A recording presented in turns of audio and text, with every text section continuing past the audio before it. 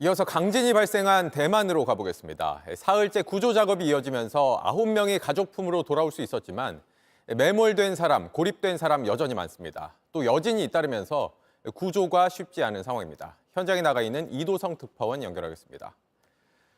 자, 이 특파원, 이 뒤쪽으로 보이는 공원이 특히 피해가 컸던 곳이라죠. 현재 상황 전해주시죠. 네, 관광지로 유명한 타이루거 국가공원으로 향하는 길입니다. 이 뒤쪽으로 길이 있는데요. 동서를 가로지르는 통행로의 동쪽 출입구입니다.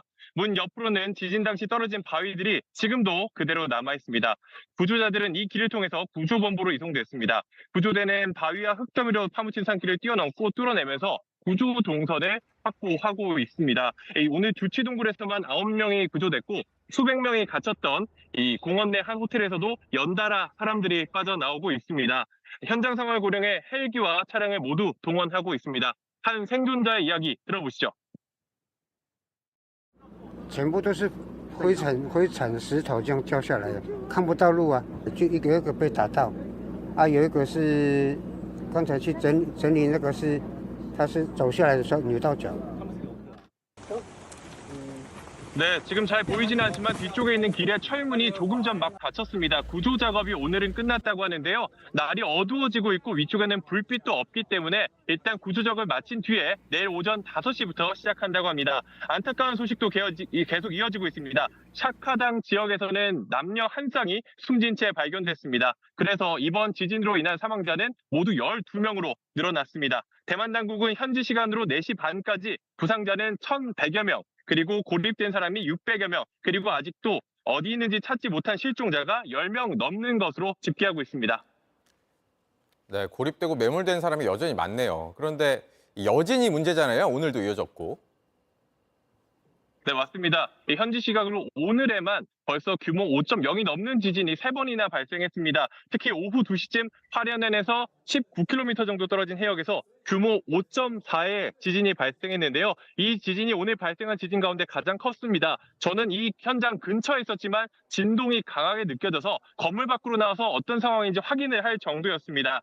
벌써 510차례 넘게, 510차례입니다. 510차례 넘게 여진이 이어졌는데요. 어젯밤 취재진이 잠을 자던 숙소에서도 강한 진동이 느껴지고 경보가 와서 상황을 파악해야만 했습니다.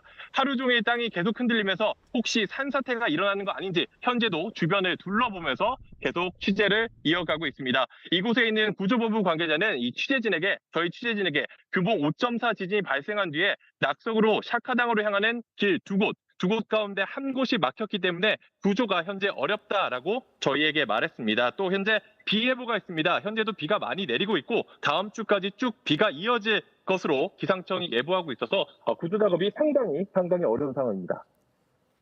네, 그리고 어제 이도성 특파원이 완전히 기울어진 건물, 그래서 금방 무너질 것 같은 건물 모습 전해줬었는데 혹시 추가 피해는 없었습니까? 네, 일단은 제가 어제 이 시간에서 바로 앞에서 보여드렸던 그 건물입니다. 이 테낭싱이라는 빌딩인데요. 이후에는 추가 피해는 없었습니다. 그래서 이 당국이 현재 철거에 들어가기로 했습니다. 붕괴 우려가 있어서 지지대를 추가한 뒤에 모두 한 2주에 걸쳐서 모두 철거를 마무리할 방침이라고 합니다. 당국자 이야기 들어보시죠. 当然，这个拆除整个安全的维护，我想这就有赖我们的拆除的专业的团队，那他们会做细细的评估。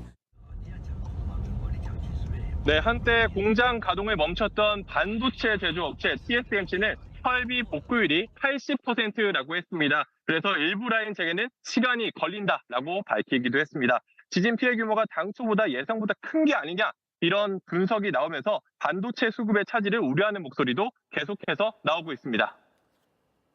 네, 안전에 유의해달라는 당부 다시 한번 드리겠습니다. 이도성 특파원이었습니다. JTBC 뉴스를 시청해주신 여러분 고맙습니다. 저희는 저녁 6시 50분 뉴스룸에서 뵙겠습니다.